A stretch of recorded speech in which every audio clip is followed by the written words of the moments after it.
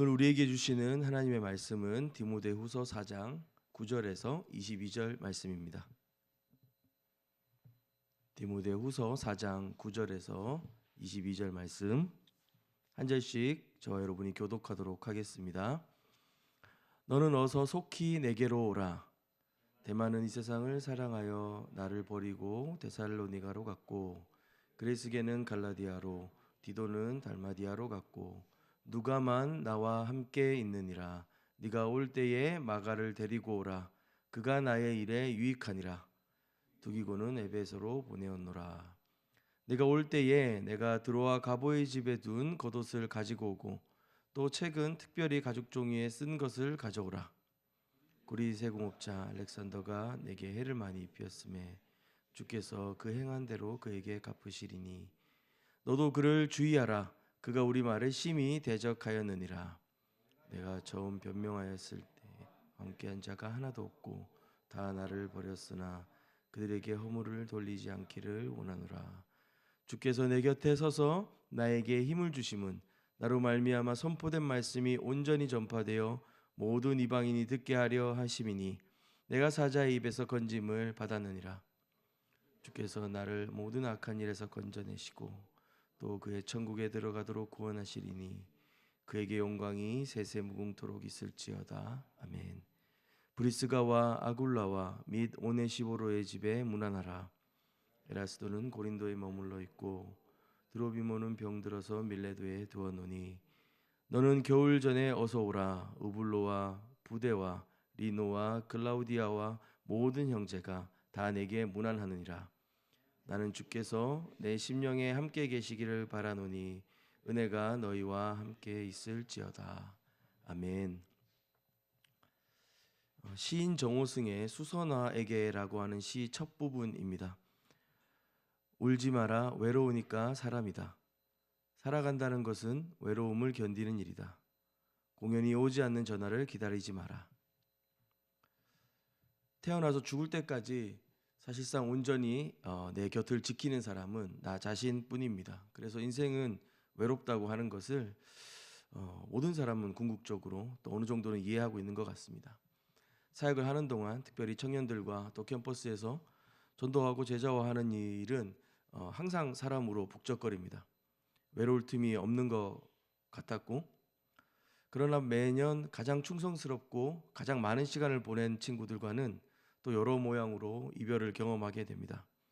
해외 선교로 파송하기도 하고 졸업으로 또 직장으로 파송하게 되죠. 사역을 시작한 첫 때 그 파송하는 제자들을 뒤에서 기도하면서 눈물 흘렸던 기억이 납니다.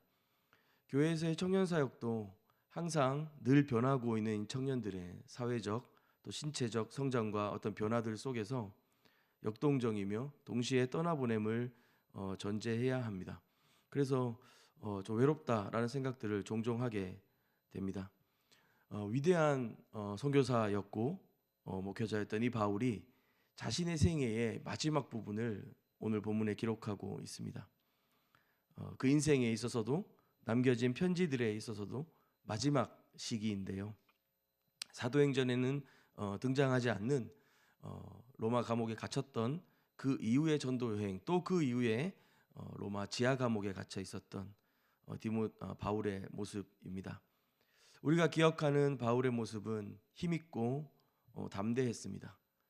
반대하는 철학자들 한가운데, 그 아고라 한가운데에서도, 또 자신을 향하여 돌을 든 적들이 둘러싼 그 한가운데에서도, 거절투성이의 도시 한가운데에서도, 심지어 총독들 앞에서도 당당했었고 담대했던 하나님의 사람 바울이었습니다. 구절을 좀 보면요, 너는 어서 속히 내게로 오라. 반복하고 있습니다. 어서 속히 내게로 오라. 디모데를 향한 말이고요. 디모데를 진정한 아들로 여기고 있으며 인간적으로 보고 싶어하는 그의 면모가 드러나 있습니다. 한편 이 편지를 회람했던 교회의 사람들은 이 본문을 읽으면서 이제 디모데가 단순히 에베소 한 지역의 교역자일 뿐만 아니라 바울을 계승하는 사람이라고 생각했을 수도 있겠습니다. 이게 중요한 것은 디모데의 명성을 위해서라기보다 이제 위대한 리더를 잃을 위기에서 교회와 신자들은 또 많은 두려움과 염려 속에 빠지게 될 것입니다. 그러나 그들이 당할 고난과 어쩌면 그 교회가 버려질 것 같은 그 두려움 속에서도 하나님은 바울뿐 아니라 또 이어갈 수 있는 디모데라는 사람들을 준비시켜 주셨고 또 그 일들이 일어나고 있는 것을 보게 하는 것이죠. 아마 교회에는 중요한 소망이 되었을 것입니다. 그리고 그의 바울의 개인적인 소회들이 또 이어지는데 10절입니다. 데마는 이 세상을 사랑하여 나를 버리고 데살로니가로 갔고, 이어지는 그레스게는 갈라디아로, 디도는 달마디아로 갔습니다.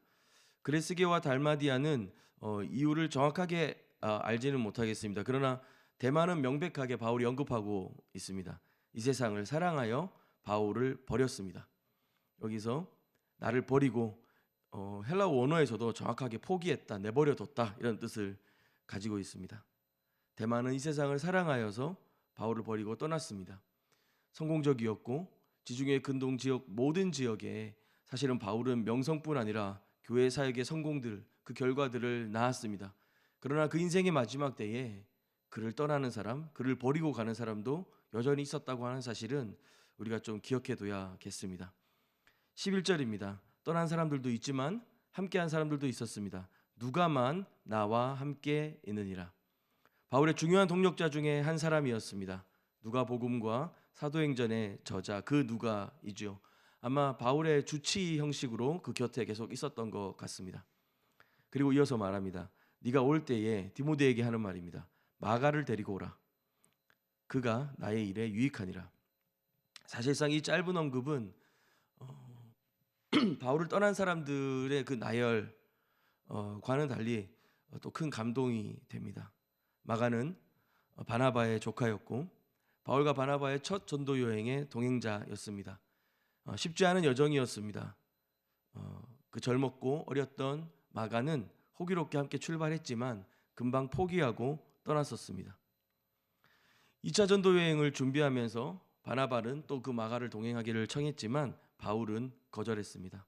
둘은 다투었고 그 둘은 결국 길을 달리할 수밖에 없었죠. 모르긴 몰라도 바울에게 마가는 참 쓰린 존재였을 것입니다.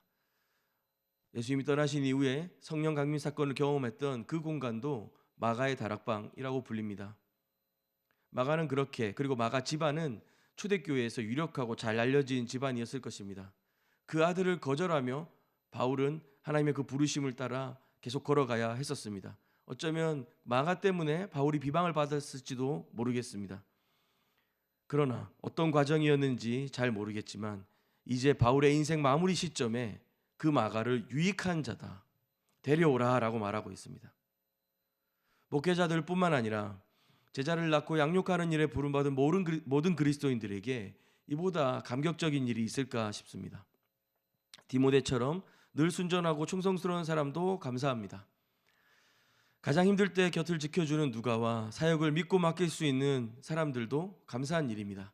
그러나 돌아온 탕자와 같이 어쩌면 나의 가장 미숙했던 그 시절, 나의 혈기와 실수로 상처를 주었던, 그리고 사역적으로 도움이 아니라 방해로 여겼던 자가 서로를 그리워하며 또 그 관계가 회복되어지는 은혜가 얼마나 귀한지 모르겠습니다. 당시 내게는 너무나도 옳은 일이었지만 하나님의 때가 달랐다는 것을 그를 통하여 배우게 되었고, 나의 열정과 경험과 실력보다 하나님께서 영혼을 다루시고 변화시킨다는 것을 발견하고 경험하게 보게 되는 것, 이보다 큰 기쁨과 영광이 있었을까요? 마가를 향한 사도 바울의 관점이 이렇게 변화된 것은 마가의 성화와 어떤 변화의 모습들도 있었겠으나 동시에 사도 바울이 그 시간을 지나며 점점 예수 그리스도를 닮아간 사람으로 바뀌어서 그렇지 않았을까요? 하나님을 뜨겁게 사랑하는 사람, 그리고 끝까지 그 주님 앞에 부르심을 감당하기를 원했던 이 바울은 그의 성장과 성숙이 멈추지 않았음을 좀 보게 되는 것 같습니다. 한 사람의 모든 순간을 사용하셔서 그 예수님을 닮아가는 사람으로 만들어 가신다는 것, 우리가 기억하고 이 바울의 생애를 더 들여다보았으면 좋겠습니다. 12절에서 두기고는 에베소로 보내었습니다. 두기고는 에베소서에서도 또 골로새서에서도 신실한 동역자로 언급되고 있는데요.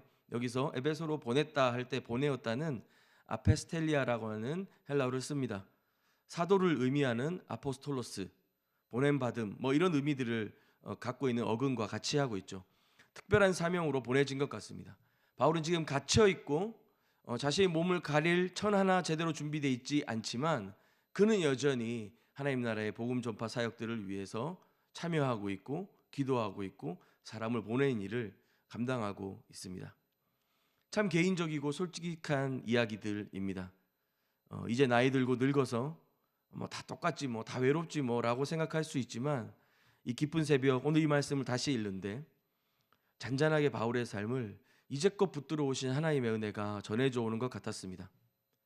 우리가 바울에게 주목하여서 그의 역량과 사역의 결과들에 박수를 보낼 수는 있지만 그의 외로움에도 우리가 박수를 보낼 수 있을까라는 생각을 좀 해보게 됩니다. 사실상 그의 이 모든 삶, 텅 빈 것 같은 그의 이 감옥에서의 삶도 동역자들과 하나님의 도우심이 그 생에 얼마나 가득했었는지를 우리는 다시 좀 보게 되는 것 같습니다. 13절에 디모데에게 구체적인 또 몇 가지 부탁을 합니다. 네가 올 때 내가 드로아 가보의 집에 둔 겉옷을 가지고 오고 책은 특별히 가죽 종이에 쓴 것을 가져오라 라고 얘기합니다. 여기 겉옷은 판초의 모양을 생각하시면 되겠습니다. 머리에 구멍이 뚫려 있어서 몸을 이렇게 가릴 수 있는 당시에 추위와 비를 막기 위한 어떤 그런 물건이었던 것 같습니다. 예전에 처음 로마에 갇혔던 그 가택 연금하고 좀 상황이 달랐던 것을 알 수 있습니다. 지금 바울의 상황은 매우 열악하고 취약한 상태인 것이죠. 그 오랜 여행 속에 바울의 건강 상태와 또 나이를 생각해 본다면 이 정도 몸을 가릴 수 있는 물품도 없고 보호도 없이 지금 이 지하 감옥에 갇혀 있다고 하는 사실 매우 취약한 상황 중에 있지 않았나 우리가 좀 생각해 볼 수 있습니다. 그런데 재미있는 것이 그 상황에서 또 가져오라고 부탁한 것이 있는데 그게 뭐냐면 가죽 종이에 쓴 책을 가져오라고 합니다. 생존에 필요한 것으로 겉옷을 구하였고 좀 더 자신을 연명할 수 있는 치료약이나 영양제를 요청하고 부탁한 것이 아니라 그는 어떤 중요한 책을 필요로 하고 있습니다. 어떤 사람은 성경이라고 직접적으로 해석하는 사람도 있고요. 구약의 어떤 주해나 아니면 자신이 편지로 보내진 않았지만 기록해뒀던 뭐 그런 것들을 가져오라고 말한다라고 하는 학자들도 있습니다. 어느 쪽이든 성령의 감동으로 된 하나님의 말씀을 가져오라고 하는 것이 아주 틀린 추정은 아닐 것 같습니다. 우리가 여기서 질문할 수 있죠. 곧 세상을 떠날 정도의 어떤 상황입니다. 자기 몸 하나 가릴 것 그런 천조가리 하나 없는 그에게 왜 책이 필요했을까요? 바울이 지금껏 살아오는데도 그 책은 유익했습니다. 지금까지는 그랬지만 지금 그 감옥에 갇힌 바울에게 도대체 그 책이 무슨 의미가 있었을까요? 바울에게는 그 성공적인 사역을 펼칠 때에도 그 말씀은 필요한 것이었고 절망의 자리와 실패의 밑바닥에 묶여있을 그때에도 그는 그 말씀을 선택하며 그 말씀으로 사는 것이 필요한 사람이었습니다. 얼마 남지 않은 그의 생애에서도 아니 그 전 생애에 하나님의 말씀이 전부였다는 것을 웅변하고 있는 것입니다. 하나님은 우리를 쓸모 있음으로 유용함으로 대하지 않으십니다. 우리는 하나님의 말씀을 어떻게 대하고 있습니까? 인생의 성공의 매뉴얼, 어떤 우리의 마음의 위로의 주문으로 대하고는 있지는 않는지요. 하나님의 숨결이 담긴 이 말씀을 통하여 우리 매일의 삶이 조명되고 하루하루가 그 은혜 가운데 있음을 발견할 수 있는 저와 여러분이 되었으면 좋겠습니다. 뿐만 아니라 바울은 디모데에게 그 대적들을 주의하라 말합니다. 14절입니다. 구리 세공업자 알렉산더가 내게 해를 많이 입혔음에 주께서 그가 행한 대로 그에게 갚으시리니 너도 주의하라. 여기서 알렉산더가 어떤 사람인지는 우리가 잘 알 수는 없습니다. 그러나 분명한 것은 하나님이 이 알렉산더에 대해서 어떻게 행하고 계신지, 바울은 그 하나님을 어떻게 신뢰하고 있는지에 대한 것입니다. 그가 해를 입혔던 그대로 주님이 갚으실 것이다. 그의 악한 행동에 대하여 하나님이 보응하시고 하나님이 응답하실 것이다. 나를 위해 대신 복수해 주거나 나를 위해 대신 네가 그를 응징하라고 명하지 않습니다. 그 대적을 피하라 명하고 하나님께서 갚으실 것이라고 위로하고 있는 것이죠. 개인적인 어떤 보복이나 심판을 요청하는 것이 아니라 하나님이 그 삶을 다스리고 계시고 통치하고 계신 것을 고백하고 있습니다.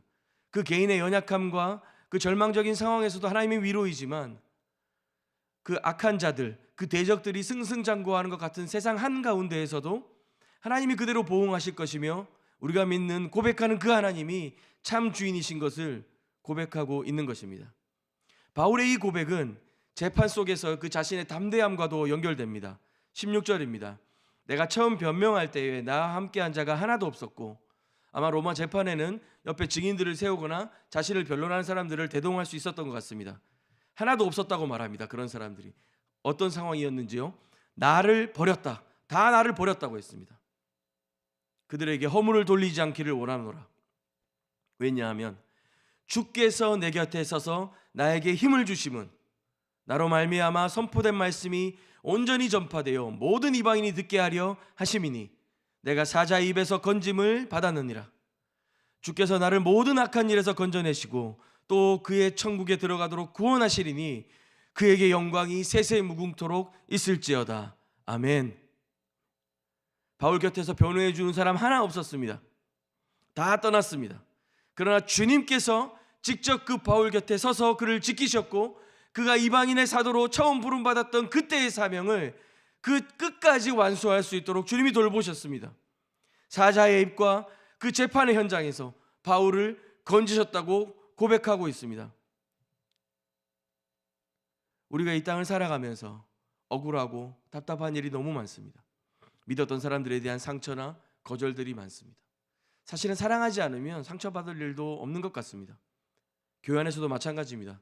진정한 교회가 되기 위해 몸부림치지 않는 이상 교회에서 상처받는 일들은 잘 없는 것 같습니다. 도리어 다툼과 나눔과 또 미움과 서로의 서러움들이 생기기 시작할 때 성령이 그 일들을 다루어 가시도록 하나님께 우리의 마음과 우리의 정서들 뿐만 아니라 하나님 일하실 것들을 맡기며 내어드리며 기도하고 또 서로를 용납하고 그리스도께서 내 곁에 서고 그리스도께서 우리 안에 서셔서 변호하시고 변론하시고 말씀하시기를 기대하는 저와 여러분 사이에 하나님 우리를 더 교회로 빚어가실 것을 믿습니다. 그 주님이 말씀하시고 그 주님이 역사하시며 회복시키시며 증거하시고 증인 되시는 그런 교회가 되었으면 좋겠습니다. 바울은 마지막으로 인사합니다. 브리스가와 아굴라를 이어 여러 믿는 자들에게 문안하고 있습니다. 실명들을 거론하면서 사실 이 사람들 인명사전처럼 한 사람씩 찾아보면 직업도 다르고 삶의 모양도 다르고 신분도 다른 사람들입니다. 그러나 그들이 교회 안에 하나 되었음을, 그리고 그들을 문안하며 함께 동력하고 있음을 바울이 디모데에게 명하고 있죠. 그리고 22절입니다. 나는 주께서 내 심령에 함께 계시기를 바라노니 은혜가 너희와 함께 있을지어다. 이 마지막 유언과도 같은 디모데후서의 이 마지막 고백, 다시 한번 하나님 은혜를 강조하고 있습니다. 많은 것들을 붙잡고 이해하고 또 의지하며 살아가겠지만 우리 각 심령 가운데 우리 주님의 은혜가 함께 하시기를 원합니다. 다 설명할 수 없고 어쩌면 우리가 노력하여도 얻을 수 없는, 어쩌면 우리가 아무것도 아닌 그때에 찾아온 선물과 같은 그 하나님의 은혜가 오늘 여러분과 저의 삶의 구석구석에서 함께 하시고 충만하시기를 축원합니다. 함께 기도하겠습니다. 좋으신 아버지 하나님, 우리에게 허락하신 그 하나님의 은혜를 다시 한번 곱씹고 생각하고 고민해 봅니다. 우리가 연약하고 실망하고 낙심한 그 중에도 하나님 당신의 말씀과 당신의 은혜가 필요합니다. 깨어지고 망가진 관계들을 들여다보면서도 하나님의 은혜가 필요합니다. 외롭고 곤고한 그 삶의 순간에서도 하나님의 은혜가 필요합니다. 세상 어떤 것도 채울 수 없고 그 어떤 것도 나를 위로할 수 없지만 주님이 나를 거느리시니 그 안에 주님 주신 위로와 사랑이 충만함을 믿음으로 고백합니다. 세상 한가운데에서 버려진 것 같고 외로운 삶을 살아갈 때에도 공동체 안에서 또는 관계 안에서 가정 안에서 많은 상처와 아픔과 눈물의 시간을 보낼 때에도 주님이 내 곁에 서서 변론하시고 변호하시니 나를 버리고 다 떠난 것 같은 그 순간에도 주님이 함께 하시는 것을 믿음으로 고백하며 그 사랑의 은혜 가운데 살아가게 하여 주시옵소서. 감사합니다. 예수님의 이름으로 기도합니다. 아멘. 우리 이 시간 좀 같이 기도할 때요, 먼저 우리 그 하나님의 은혜를 좀 사모하며 깨어진 우리의 관계들, 또 우리의 마음의 상처들, 또 해결되지 않는 기도의 문제들 앞에 우리 심령 안에 가득한 그 주님의 은혜를 고백하면서 다시 한번 힘을 내어 주님 곁에 살아가길 원합니다. 주님과 함께 동행하길 원합니다. 라고 기도했으면 좋겠습니다. 또 이어서 기도하실 때 교회와 또 세상 한가운데 살아가는 저와 여러분의 인생을 하나님께서 지키고 계심을 좀 믿음으로 고백했으면 좋겠습니다. 다 나를 버리고 떠났으나 주님이 내 곁에서 변론하고 계신다. 바울은 이 고백을 통하여 자신의 사명을 주님이 어떻게 이뤄 가시는가를 고백하는데요. 저와 여러분을 불러주셨고 은혜로 함께 하시는 주님께서 끝까지 우리의 삶을 지키고 돌보시는 것을 신뢰하며 믿음으로 고백하신 기도의 시간을 가지셨으면 좋겠습니다. 이어 또 개인의 기도로 더 깊이 주님 앞에 나가도록 하겠습니다. 함께 기도하겠습니다.